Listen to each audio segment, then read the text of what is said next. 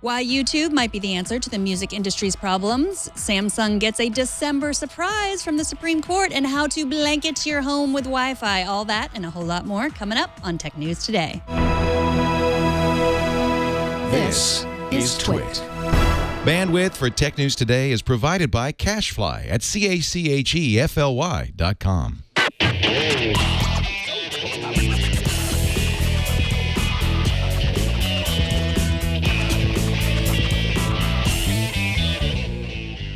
This is Tech News Today, episode 1655, recorded Tuesday, December 6th, 2016. This episode of Tech News Today is brought to you by Blue Apron. Blue Apron will send you fresh, high-quality ingredients to cook delicious meals with simple step-by-step instructions right to your door. See what's on the menu this week and get your first 3 meals free with free shipping by going to blueapron.com/twit. And by Tracker, a coin-sized tracking device that pairs with your smartphone and keeps you from losing your most valued possessions. Visit thetracker.com right now and enter promo code TNT to receive a free Tracker Bravo with any purchase.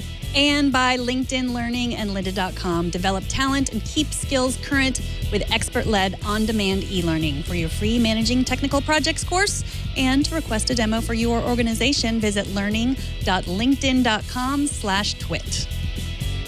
Welcome to Tech News Today. This is the show where we talk about everything that happened in technology today. And we are the tater and the tots of tech news. I'm cool with that. That's what I like to tater call tots us. are awesome. Tater tots are awesome. Have you ever met someone who didn't like tater tots? I don't know. That's a really good question. I feel like I have, and I don't understand why.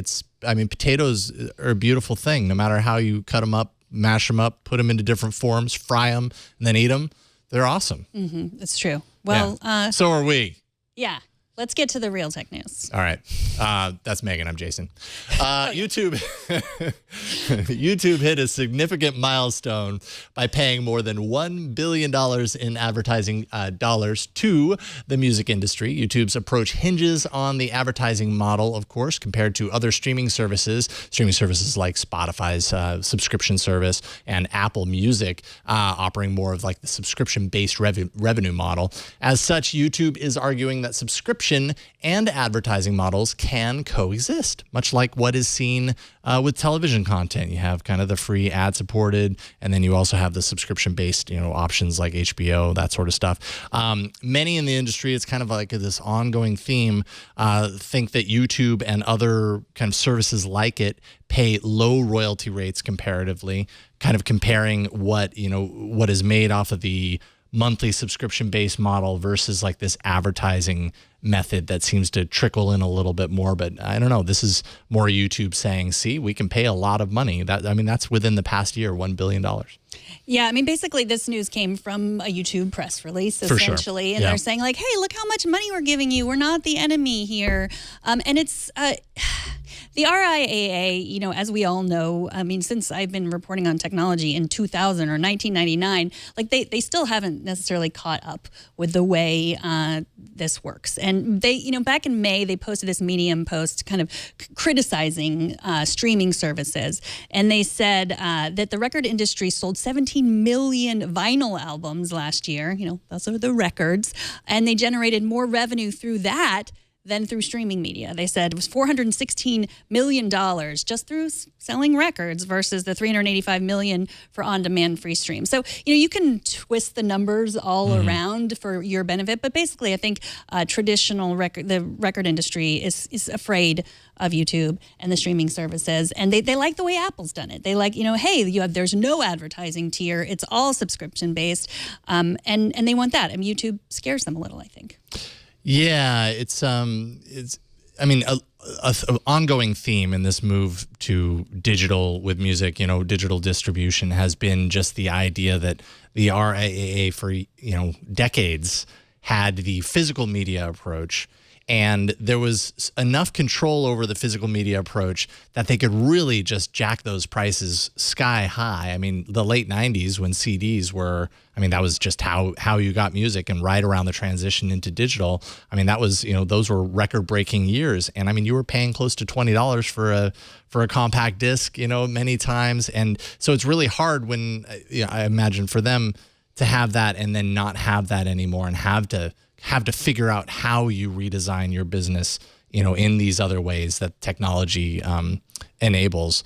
I don't know. I think what YouTube is showing here is at least positive, especially when you consider the fact that there was the mid-year report showed that the music industry is on track for the second straight year of growth, right? And that's largely because of these streaming services. That's after a 20-year decline, almost a 20-year decline. And then Spotify paid out $1.8 billion based on its model in 2015.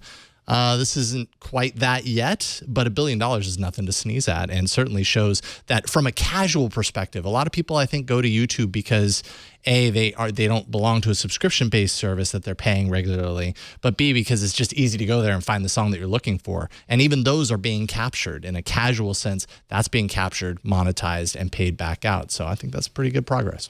And YouTube is also saying that, they're making the case that there's just a finite number of advertising dollars, that there's a number of advertising dollars. They're moving from print. They're moving away from print. They're moving away from radio. They're moving away from TV. And YouTube's saying, like, they're coming to us, and that's true in a lot of sense. I mean, YouTube, the next generation feels very comfortable getting all their content on YouTube, and they don't seem to have much of a problem watching those ads, and even watching the 5 second of the ads before you skip them. We've heard research about how much they can get you already in those 5 seconds. For sure. So I think they're right, but everybody has to sort of catch up. Yep. Well, as it turns out, 2016 hasn't been a total disaster for Samsung. The Supreme Court has negated the nearly $400 million in damages that another court had ordered Samsung to pay to Apple in their exhaustively long patent infringement case. Now, this is the first time the Supreme Court has weighed in on a design patent in more than 100 years. With the decision, the Supreme Court effectively said that a component of a design should be treated differently from the infringement of an entire design. So even though Samsung might have infringed on part of Apple's design, they shouldn't have to cough up profits from the total sale of that smartphone. The Supreme Court sent the case back to a lower court to decide what Samsung should pay in damages. So this is not over yet. But it's been an interesting case, an interesting patent case. Like Samsung argued, their lawyers argued that what makes a smartphone smart? Is it the square icons and the rounded corners? Because that's what they stole from Apple. Or is it the insides, which were different? And Samsung, it seems that the higher court believes that, but we still don't know how much Samsung's going to have to pay. But we know it's not going to be $400 million. Right. Yeah. And this was ruled, I mean, it was unanimous. It was an 8-0 in favor of Samsung. So pretty much almost, we haven't seen a patent case like this end up in the Supreme Court in a very, very long time. This almost feels like the Supreme Court being like, yeah, why did this even make it to us? Like, no, this should not have happened. But at least that was determined. The bad news is this is a story that continues on well beyond the phones that were even in question. I mean, these phones aren't even for sale, haven't been for years. No one's, hardly anyone's probably using these phones anyways. I feel like in many ways also the industry has kind of matured to a point that, maybe back then it was weird to have one company following another company so closely. Now they're all doing it. Mm-hmm. So even though Apple and Samsung, Apple is really dedicated to proving itself in this case and getting as much as possible because it actually won the case.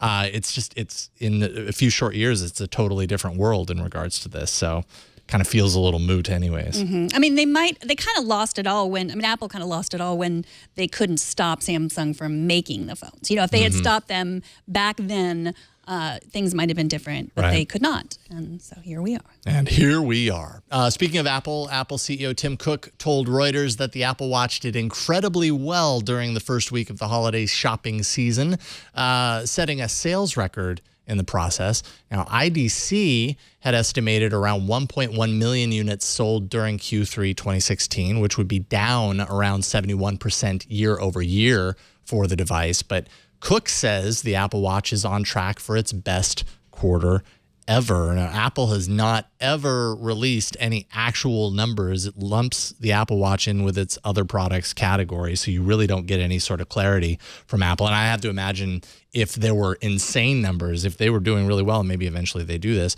but if they were doing really well, they'd break that out to kind of prove to people like, see, we knew what we were doing here. We're filling the void that's left by, the iPhones that are kind of the sales are shrinking on the iPhones with this other category that's doing amazing. Here are the numbers to back it up. We don't really get that. So I trust this only to a certain degree. You know what I mean? And then I don't know exactly how far to go with that when Tim Cook says that. I mean, it doesn't surprise me that he would say this is the best week in the product's history, because I think, when leading up to the release of the first Apple Watch, you heard a lot of people say, I'm not getting the first one. Like, I'm going to wait till the kinks are out. And I mean, of course, everybody, all the journalists and the people that work here wanted it right away.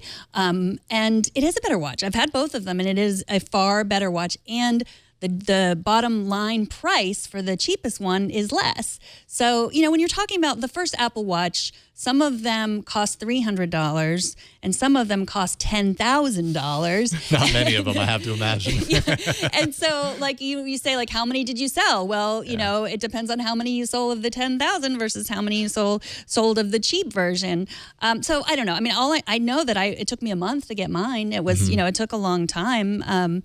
But I don't know. And Cook also gave the sell-through numbers. That's a measure of how many units are sold, not how many are stocked on the retailer's shelf. So he's very careful to point that out. I don't think, we talked to Leo about this before. I don't think that Tim Cook is lying to us. Right. But what these numbers mean, it's unclear. John Gruber from Daring Fireball, he said that sometimes the IDC takes these numbers out of their collective beep.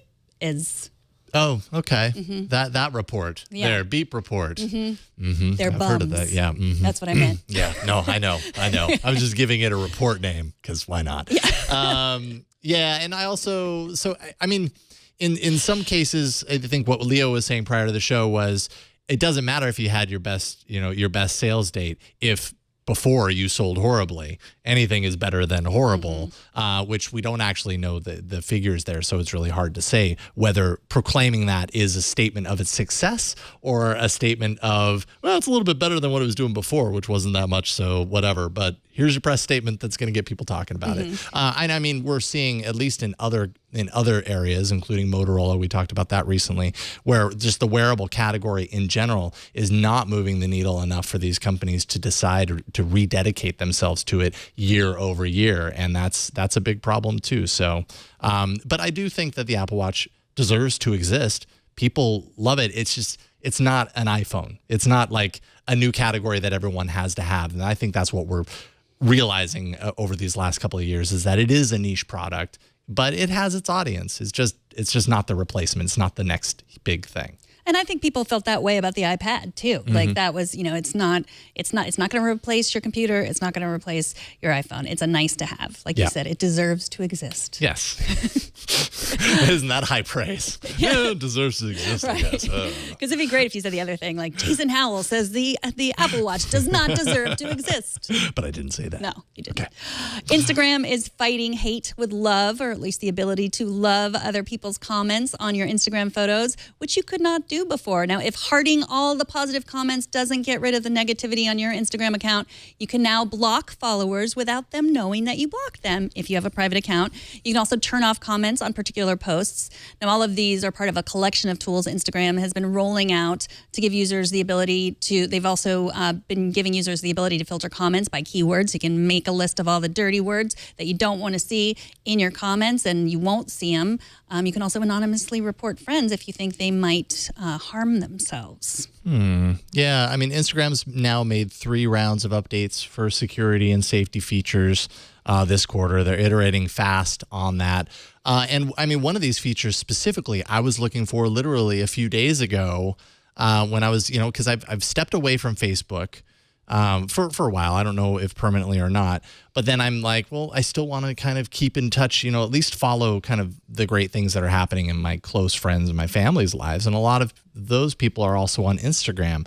But I've already opened the Instagram bottle to being a totally public facing thing. So I wouldn't personally, the way, I try and deal with social media, is I probably wouldn't post a lot of my really personal, family things there. So then it's like, okay, well then I'd have to peel that back. And apparently now you can do that with the remove people option. Although I'd feel kind of like a jerk at this point. They don't know. That. I know, but right. They don't know. But you just said it. But just make a list now on the show of all the people that you're going to block. And okay, should I start reading them out loud now?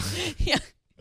Anyways, I'm happy that they rolled out these features because it's nice to have those granular controls. Yeah, I mean, I have a private Instagram account because I opened it before I was a public person.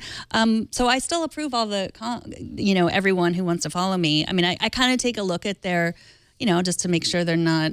I don't know what I'm, but anyone who I've accepted you. Does it rub you the right way or the wrong way? You've passed my secret test. Right. So congratulations. Google announced that it is near its goal of reaching 100% renewable energy for the business, expecting to reach that goal in 2017 at some point for all of its global operations. Google plans to buy enough wind and solar electricity every year to account for every bit of electricity its operations consume around the world. In other words, this isn't about getting off the grid entirely. It's not like Google is running its entire business based on wind and solar. It's about investing in renewable energy to a point that offsets their fossil fuel reliance at this point. It's a great start. I think it's indicative of how difficult it really is to do something like this, that Google, with all of the money and all the capability that it has, for it to take this long, because it's been dedicated to this for years, and they're finally kind of at this point. But to be completely reliant on something like wind, solar energy and stuff like that is just a huge challenge. So this is one way to at least offset that. Yeah, I mean, because it's not, logistically, it would be impossible for them to get all that Right. energy to them from located where they are. Right. The New York Times says last year that Google consumed as much energy as the city of San Francisco, the entire city of San Francisco. Wow. We upload more than 400 hours of YouTube videos every minute. Every minute. Every minute, we're uploading 400 hours of YouTube videos. And in the past year, Google used 5.7 terawatt hours. I don't even know what a 2050. terawatt is. That's It's just a lot. Yeah, it sounds like it probably is. It's less than a petawatt and more than a petawatt. I don't know. These are all watt ratings that I'm just not too familiar with, so I will take Google's word for it. But yeah, and Google also points out the cost of things like wind and solar actually drops. It gets cheaper the more you buy it. So the cost of wind has dropped 60% in the past 6 years. The cost of solar has dropped 80% in the last 6 years. So all of those things kind of combined with their business practices have helped them to kind of offset this, and that's better than not doing it. So there you go. It's awesome. commendable. Yeah, They should do it. absolutely. After the break, Christina Warren has been to hell and back, all in the name of a pair or two pairs of $130 smart glasses. She's here to tell us all about it. But first, let's take a minute to thank Blue Apron, the sponsor of this episode. Blue Apron is the #1 fresh ingredient and recipe delivery service in the country. Their mission is to make incredible home cooking accessible to everyone while supporting a more sustainable food system, setting the highest standards for ingredients, and building a community of home chefs. Blue Apron delivers seasonal recipes along with fresh, high-quality ingredients to make delicious home-cooked meals. Each meal comes with a step-by-step, easy-to-follow recipe card and pre-portioned ingredients that you can prepare in 40 minutes or less. You can save time and money. I don't know if you knew this, but shopping at the grocery store is 60% more expensive than Blue Apron. And if you spend a lot of time eating out or you shop at high-end grocery chains, you can now spend under $10 per person for healthy home-cooked meals. Doesn't that sound better? You can customize your recipes every week based on your dietary preferences. So if you want to change your dietary preferences every week, you can do that. You can also choose a delivery option that fits your needs. There is no weekly commitment, so you only get deliveries when you want them. So if you're going on vacation, you can skip a delivery. If you just bought a bunch of stuff to cook your own meal, you can skip a week and then start again. Blue Apron delivers to 99% of the continental U.S. Blue Apron sets the highest quality standards for their community of over 150 local farms, fisheries, and ranchers across the United States. And Blue Apron not only supports a more sustainable food system, it also supports your happy and healthy family because cooking together builds strong family bonds. And research shows that Blue Apron families cook nearly 3 times more often. Maybe you love shopping and cooking, but I bet that you know someone who doesn't. So if this doesn't sound great for you, I bet you know someone who would really appreciate this as a gift. Great gift for maybe a parent or a teacher, a holiday party host. They would love those new recipes that are created every week by Blue Apron's culinary team, and they're not repeated within a year. Here's just a sampling of 3 of their menus: roasted pork and braised cabbage with barley and glazed apples. Another menu is Thai green coconut curry with sweet potato and jasmine rice, or brown butter and chestnut gnocchi with Brussels sprouts. That one got me. The gnocchi. I mean, they all sound good, but yeah, gnocchi sounds awesome right What now. about the Brussels sprouts and pea shoot salad? I love those. I love a pea shoot salad. Who doesn't? Check out this week's menu and get your first 3 meals free with free shipping by going to blueapron.com/twit. That's blueapron.com/twit. And we thank Blue Apron for their support of Tech News today. Blue Apron, a better way to cook. Now, it was something that she promised herself that she would never do. It was 50 degrees outside. She was waiting in a 5-hour line that she describes as a hellscape, where people yelled obscenities at her. And this is the worst. She ran out of podcasts to listen to. I know. But Christina Warren got her 2 pairs of Snapchat spectacles, and she's here to tell us all about them. Welcome, Christina Warren from Gizmodo. Hello. You're not wearing them. I've got them. Hold on. Okay. One second. I just assumed if you waited all that time, you'd be wearing them all the time. 24/7. All right, let's put them on. I'll wear them this entire segment. How's that? I'm even going to record myself right now so you can all see the whole thing. Good. We're being very meta right now, so if people want to follow me on Snapchat, you'll be able to see this in a few minutes. So was it worth it? I can't tell yet. I mean, I can't tell yet. I got them. So this was what I did last week. I did this on, I guess it was Thursday. And then I wrote my the line is a hellscape piece on Friday. I was a little bit under the weather this weekend, so I couldn't spend a ton of time with them. But you know what? For $130, let's put the cost of waiting in line aside, because there is like a real, opportunity cost. For $130, I have to say these are her really, really good little toy. These are a very cool gadget. They're very well made. Because, some people would easily spend $130 on glasses that didn't have a camera.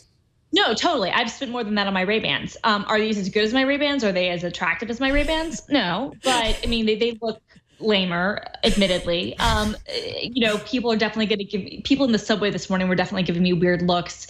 One thing I found, and I don't know if it's because they look different, if in New York people care less, or if we really have moved past the kind of privacy kind of debacle that happened with Google Glass. But I really tried hard to get people today to yell at me while I was wearing them in public and recording people, and no one would budge. Like, no one cared. Like, no one cared. So now you cared. You said, you were quoted on a podcast saying you would never wait in this stupid line. Would never wait in line. I'm such a liar. But then they opened a so-called store. Now, I don't know. Describe what this store is and what changed your mind? Well, okay, so they have a pop-up store. I mean, right now how the Snap spectacles are being sold is you can find them at various pop-up locations that are appearing from one day in various cities across the country. But if you live in New York City like I do, there is a pop-up store on 59th Avenue and 5th Avenue. So it's literally like next door to the Apple store. And if you're willing to wait in line, you can go in and you can buy them from this Snapbot vending machine.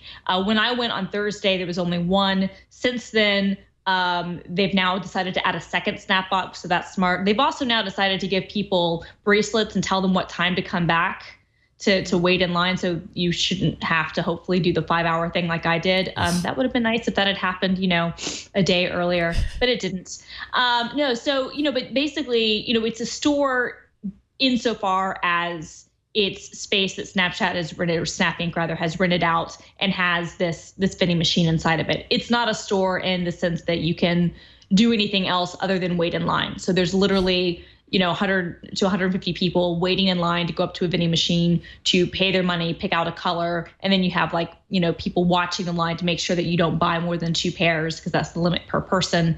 And there are cameras in the ceiling, which is weird to me. I'm not really sure the point of that. I don't know if it's a security thing or what. And there are TV screens on the walls that rotate and then play the Snapchat or the Spectacles promo video. So it's a store in the loosest sense of the word. I mean, it's literally like concrete floor that I spent a lot of time sitting on, and a line that wraps around on the inside.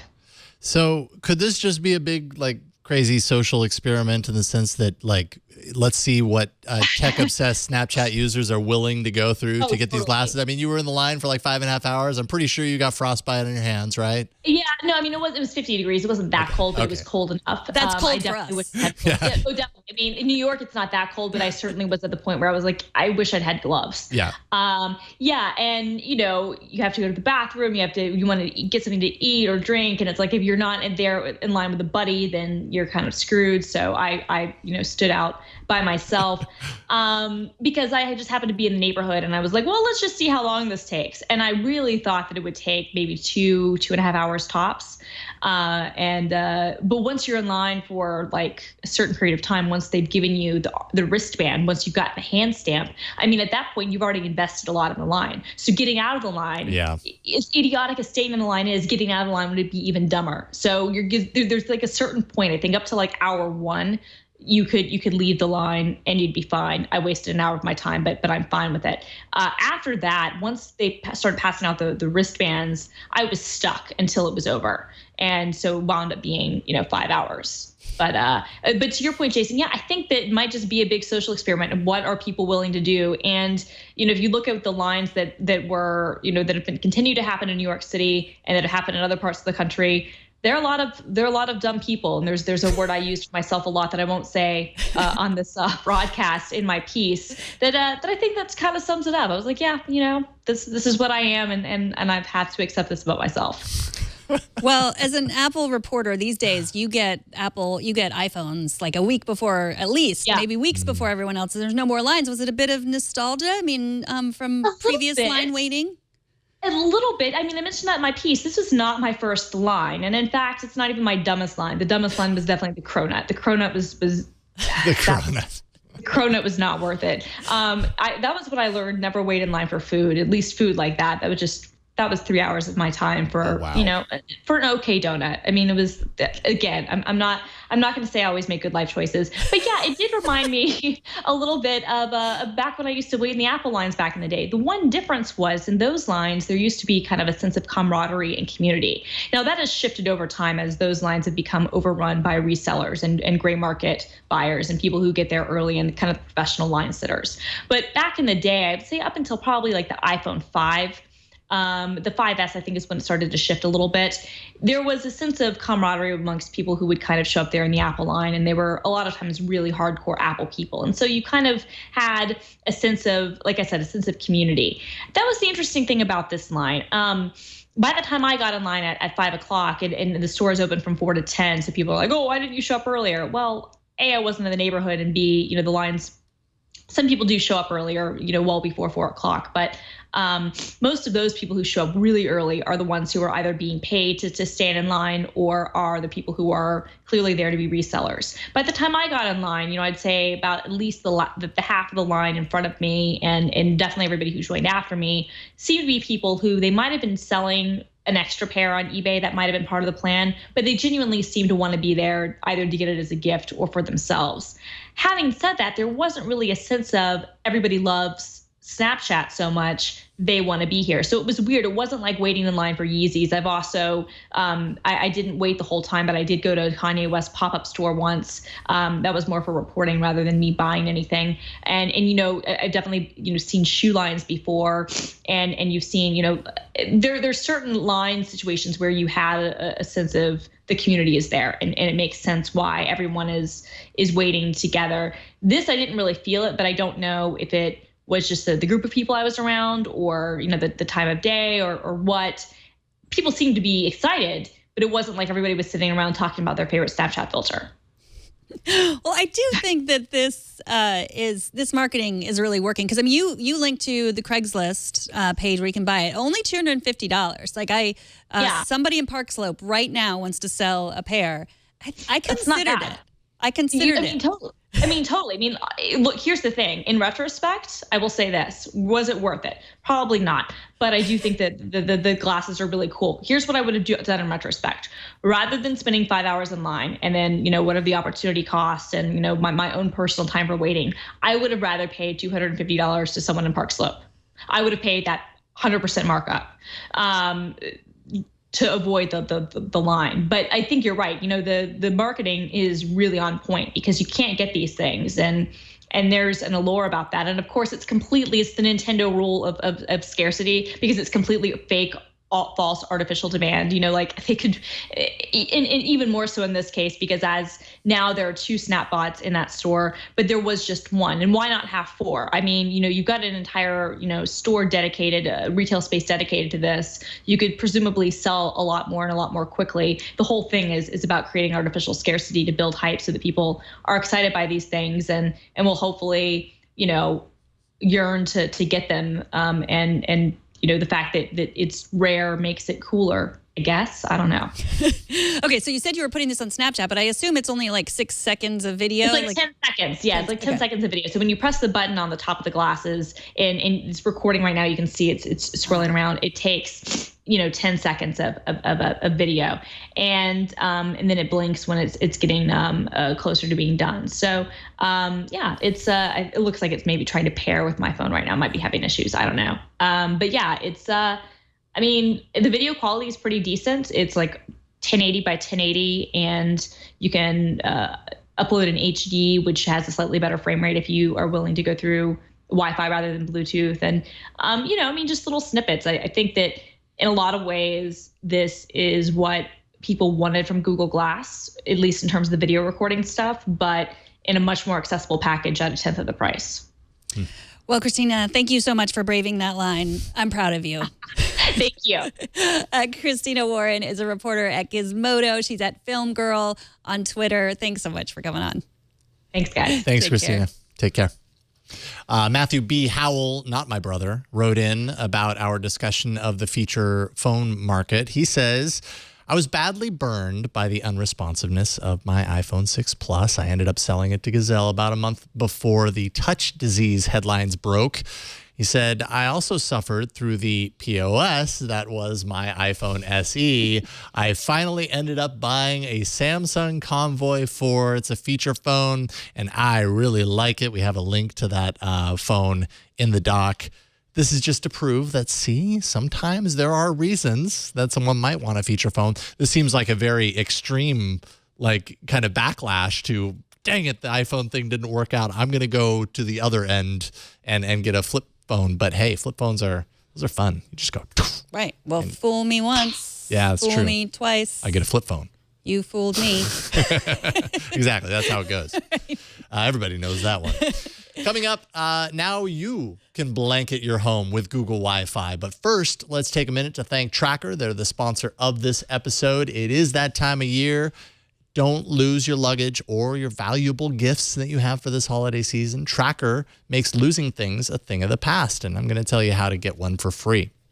The Tracker Bravo locates misplaced keys, wallets, luggage, instruments, bicycles, electronic devices, even pets in seconds. The coin-sized device is constructed with anodized aluminum for the thinnest, most durable tracking. You can easily attach it to pretty much anything.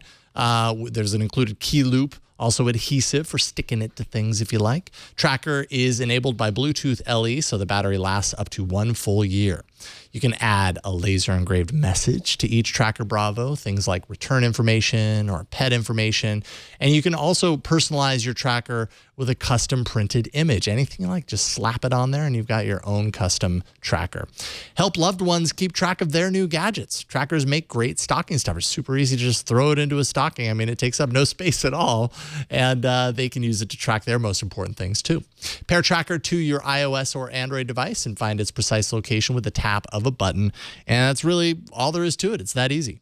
Your phone can track up to 10 devices at one time. You can customize two-way separation alerts so you're notified before you leave your item behind. If you lose your phone, you just press the button on Tracker and your phone will ring even if it was left on silent. With over 3.5 million devices shipped, Tracker has the largest crowd GPS network in the world, so your lost item shows up on a map even if it's miles away. Then if you lose your item, the Tracker app records its last known location on a map, and when another Tracker user comes within a 100-foot range of your item, you'll get a GPS update of where your item is located, so you can go and get it. Go to thetracker.com right now and never lose your possessions again. Plus, just for our audience, if you enter promo code TNT, you're going to get a free Tracker Bravo with your order.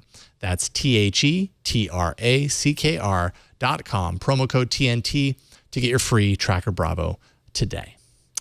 All right, Wi-Fi in your home got you down. It's got me down. And it also got David Ruddock from Android Police down, and he's joining us today to tell us a little bit about it. Welcome to the show, David. Thanks, Jason. How's it going, man? It's good to have you. It's going well. So first, what are some of the unique challenges that you have with your home setup that you wrote about? Well, I mean, I live in a pretty small apartment, about 1,000 square feet, but I do have an issue where, like a lot of people, I want hardline access for certain devices in my home on my network. And for me, it's my PC in my office, which is about as far away from the bedroom as any one point in the apartment could be. Yeah, exactly. So that means either running a bunch of Ethernet cable or just kind of dealing with poor Wi-Fi signal on a lot of routers that are out there. Right. So obviously today I got the email, and in fact, I got the email, but I also got the shipment of Google Wi-Fi. I have the 3-pack. This is Google's mesh Wi-Fi solution. You posted your review. You've been living with, I think, the 3-pack in your home as well, right? Yeah. And isn't that box just lovely? I love the way they put it together. It's like it's a nice little present satisfying. You open up. It is. I know. I just want to keep the box to I don't know, do something with. Yeah, you can do something with this box for sure. Yeah, totally. So yeah, you can buy them in a 3-pack, and I would say that is going to be for most people the best way to do it.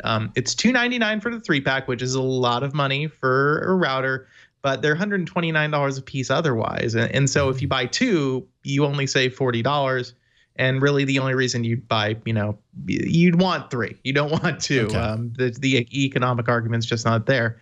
So I got the 3-pack as well from Google, and they were super easy to set up. You just use the Google Wi-Fi previously on Hub app and just follow the instructions on screen. It is really very easy.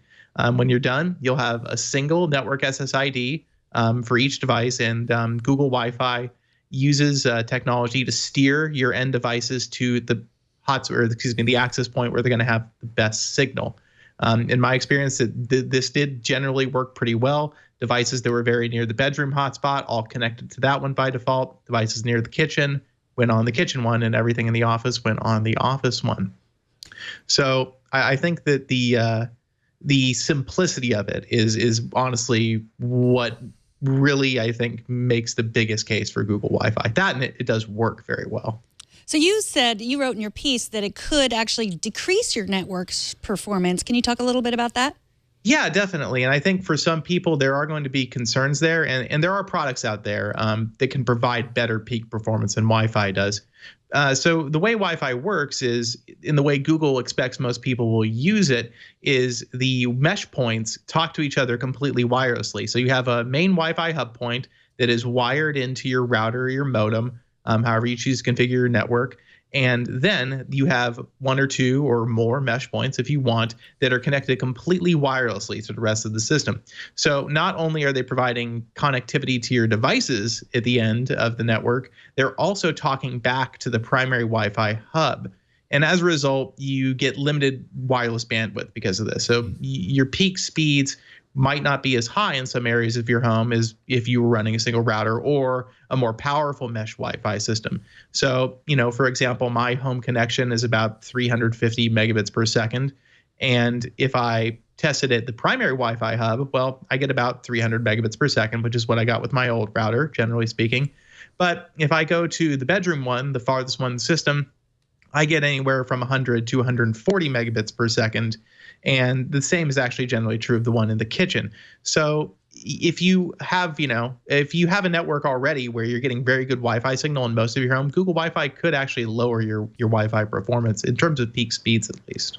Have you had a chance to mess around? I mean, this is a whole category now, and it's all based around kind of extending that Wi-Fi into areas of your home that maybe get it a little bit less, distributing it equally, essentially. Like I have a hard time reaching the upstairs. Like if I'm in my bedroom, performance drops down considerably, so I'll probably put one of these up there and that sort of stuff. But I mean, there are others in this category. Have you played around with those? Do you have any point of comparison between those versus your single router? Me personally, no. I mean, Google did publish some results against two of the more popular ones, Luma and Eero, and showed that Google Wi-Fi was better at getting peak speeds in more far-flung corners of the network. But there are other ones like Orbi, which apparently does tend to still be considerably faster, but it's also a much more substantial piece of equipment. The Google Wi-Fi pucks are very small and pretty discreet. Yeah, they are. Yeah, they're very easy to place almost anywhere. Mm-hmm. We should mention that Eero is one of the network sponsors, but you can say whatever you want about it. Absolutely. But yeah, the promise of the mesh network also is that it makes it better for the way we use the internet. Like, we have kids in their bedrooms, streaming games, and then, someone else in another room streaming Netflix, and then I've got my Amazon Echo. Like, do you find that that it's better suited? Is that part of the promise too, that it's better suited for the way that we use the internet, not just like in the bedroom versus in the office, but how we're using the internet? I think so. I think because the thing I would say is, even if you ignore the issues about peak speed and what all these mesh products are really about, is about giving you an extremely reliable and stable connection at most corners of your home. And because we have these devices that are increasingly always connected to the network, especially with smart home, I think that these kind of Wi-Fi products are going to become much more popular. We're constantly wanting that uninterrupted, good connectivity to make sure that all of our connected stuff works. And I think, Google Wi-Fi and other products in this segment do make a compelling argument over the single traditional Wi-Fi router in that respect. Now, some of the competitors, like right now at home, I'm testing out the Almond. I think it's the Almond 3 system, and it has Zigbee kind of smart home functionality built into it. Do you get some of that kind of advanced stuff within Google Wi-Fi, or is it just straight up mesh networking router? Yeah, it seems to be pretty much a straight up mesh networking router. And I guess, something we had kind of thought was, well, maybe Google's going to pack all of these smart home communication protocols into Google Home, and then Google Wi-Fi will just do Wi-Fi. And neither of them really got those kind of advanced communication protocols, it seems. I think Google would rather leave the smart home hub technologies to the companies that make those products, and at least for now, stay out of that. I would say that, though, if you want a more all-in-one solution, yeah, there are probably products out there that will suit you a little better. Well, and not to mention Google has their Google Home product, which they released recently, which has some capabilities in that regard as well for controlling some parts of your smart home. I have to imagine that's going to get built out further, and I also have to imagine that Google Wi-Fi is in Google's perfect world, designed in part to play nice with its other products like Google Home. So it's like they're all playing on the same team together. Well, hopefully. Hopefully, yeah, exactly, in a perfect world. So before we let you go, verdict, yay, nay, what's your thought? Absolutely. I've quickly forgotten Google Wi-Fi even exists in my home, and that's probably the best thing you can say about a networking product, is that it never gets in your way. And Google Wi-Fi has not gotten in my way once since setting it up. Excellent. Really appreciate you taking some time to talk to us about this. I can't wait to get it all set up at home. Of course, once I'm done playing around with the Almond 3, because I have to wrap up that review, and then I'll get to Google Home. But appreciate your insight on this. David Ruddock is with Android Police. Where can people follow you online? You can follow me on Twitter at my increasingly difficult handle at RDR0B11, and it's just you can look up my name. It's a long story. Easier. Yeah, exactly. I left the Twitter handle to you. I was going to try, but I didn't want to mess it up. Yeah, it's a mess. Excellent. Thanks again, David. We'll talk to you soon. Thanks for having me. Right. Have a good night. And TNT's fan of the day is Jim Bolton on Twitter, who says, watching some tech news tonight, probably what tech news today, on a cool late afternoon here in Victoria, BC, on my 60-inch LG with my Roku 3. So, yeah, that's tech news today, not tech news tonight. But he's probably watching it at night. Yeah, that's you can show us how you watch or listen to TNT. If you're watching reruns of Tech News Tonight, I want to hear that too. I mean, how was the news last year? I know. You just want to go back in time, right? See what it's all about. Record a video. We love videos. Take a picture of yourself, your setup, post it on Instagram, Google+, Twitter, or Facebook. Use the hashtag HowIWatchTNT, and we will find it. After the break, you are about to hear the greatest Christmas story ever told, or at least the second greatest. But first, let's take a minute to thank LinkedIn Learning and lynda.com, the sponsor of this episode. That's personalized, expert-led, on-demand e-learning from LinkedIn. LinkedIn Learning is now offering a free course. It's called Managing Technical Projects, and it's led by project management expert Bob McGannon. Technical projects have a unique set of needs and challenges. New technology must be researched, downtime must be kept to a minimum, and the organization must be helped to adapt to the change. In this course, McGannon discusses specific approaches to mitigate the risks and challenges common with technology projects. He presents specific challenges for you to explore, including possible conflicts with stakeholders and vendors. McGannon also reviews case studies to bring concepts to life, so you can compare your solutions with McGannon's recommendations to see how your project management skills compare. Don't miss this great course and the more than 9,000 courses currently available at LinkedIn Learning. Team solutions are available for as low as $2,000 per year. LinkedIn Learning will identify the precise skills that your organization needs to achieve set goals, and they'll create personalized recommendations using LinkedIn Network Intelligence. Their library offers a wide range of business, creative, and technology courses that are taught by world-class industry experts. So you can learn anytime, anywhere, on any device, online or offline. Their bite-sized videos provide immediate problem solving, and they're the perfect way to help team members close a skills gap without interrupting your latest project. Get your free Managing Technical Projects course and request a demo for your organization today by visiting learning.linkedin.com/twit. Don't forget the twit at the end. That's learning.linkedin.com/twit. And we thank LinkedIn Learning for their support of Tech News Today. According to The Guardian, researchers at University of Toronto used a photo of a Christmas tree and presents to help a neural network create the most beautiful holiday song ever created. And I'm not exaggerating. Oh, it's so beautiful. Let's take a look and a listen. Christmas tree is filled with flowers. I swear it is Christmas Eve. I hope that is what you say. I hope that is what you say. It's breathtaking, isn't it? Oh, man, it's just so well written. It is. It's called Neural Karaoke. It's the result of hundreds of hours of AI training and research with music in order to create an AI capable of Oh my God, it's so hard to listen Okay, to. stop. It's like the Christmas of Your Nightmares song. It's, Oh my goodness.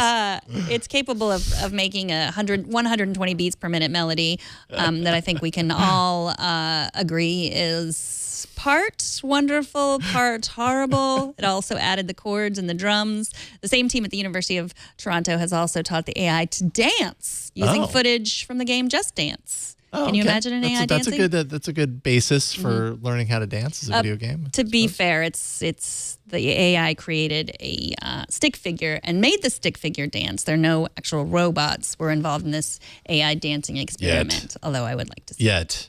I don't know. I was fat. I mean, you heard me about the time that I pulled this up. I couldn't stop laughing because I thought it was awesome. Like, I think it's awesome that this is something that is going to happen more and more, is that AI and, computers are basically learning how to be creative. But creative? Well, they're learning how to create. They're learning how to create in the same way that humans could have written that. And I mean, it sounded very robotic, but yeah, totally. That could be the creative output of a human.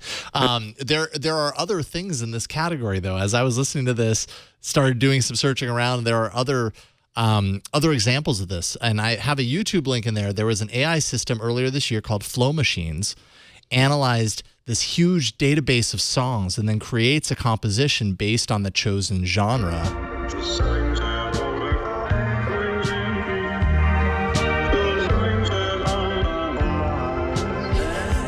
This is the best part.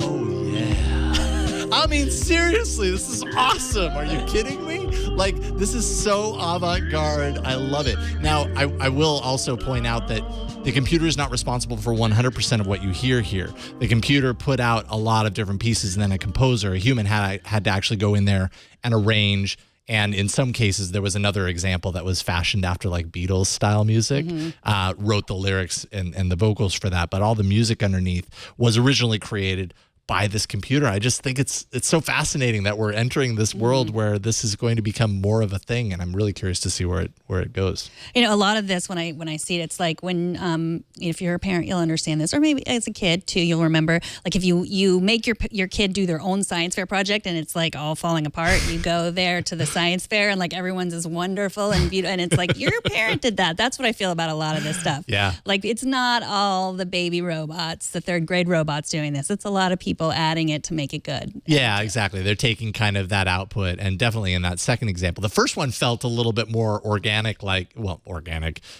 actually the opposite of organic, but felt totally robotic. The second example that we played was definitely robot, followed by human intervention or collaboration. I don't know. I think at some point it's all done by robots, and I want to know what that is. I want to know what that is and if it's actually pleasing to the human ear. Robots will be really into it, but will humans? Yeah, I like how you thought a robotic was organic. And yes, it's a confusing world when you jump into my brain. Again, I wish you watched Westworld, Jason Howell. Someday. Meanwhile, I should point out, Megan was totally busted earlier today listening to the Westworld soundtrack. She's that addicted. I am. It's true. Hey, whatever helps you study for the show. Because you had your headphones on while you were doing it, so it's obvious that you really like that soundtrack. TNT records live every Monday through Friday at 4 p.m. Pacific, 7 p.m. Eastern, 11 p.m. UTC at twit.tv/live. You can always be part of the show by emailing us, of course, tnt@twit.tv. You can leave us a short voicemail at 260-TNT-SHOW, and you can hit us up on Twitter. We're at Tech News Today TV. You can find all the ways to subscribe to our show at twit.tv/TNT. We want you to subscribe because, as Jason just said, we study for this show every day for a long time, whatever we're listening to in our headphones. And if you want to tweet at me and make fun of me for talking about Westworld all the time, I'm at Megan Morrone. It just makes me want to watch it more. I just don't know when I'll have the time to do it. I'm at Jason Howell on Twitter. Thanks to our technical director, Kara Cole, for everything. Thanks to Burke for everything. Thanks to Kevin for everything. Thanks to you for everything, too, including talking tech with us today. And we'll see everybody tomorrow. Bye, everybody.